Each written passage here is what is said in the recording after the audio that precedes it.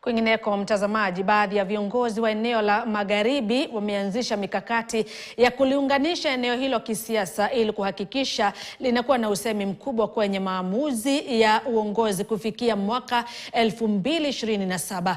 Ndiyo mazungumzo yaliyoshamiri mkutano kati ya gavana wa kaunti ya Trans Nzoia George Natembeya na aliyekuwa balozi wa Kenya katika Jamhuri ya Kidemokrasia ya Kongo Daktari George Masafu. Wawili hawa wakiweka wazi umuhimu wa eneo la Magharibi kujiandaa ipasavyo kabla ya uchaguzi mkuu ujao.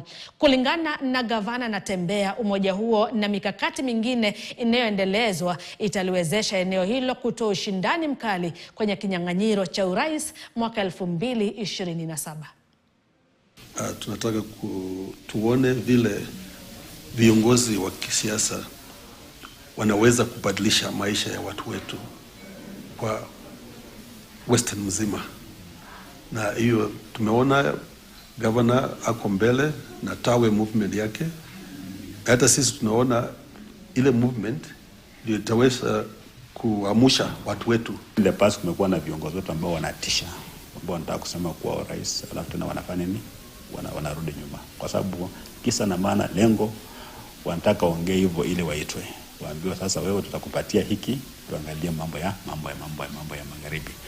From where I sit, naamini wakati umefika sasa. Wakenya pia waangalie pande hili la Magharibi. Watupatie pia nafasi.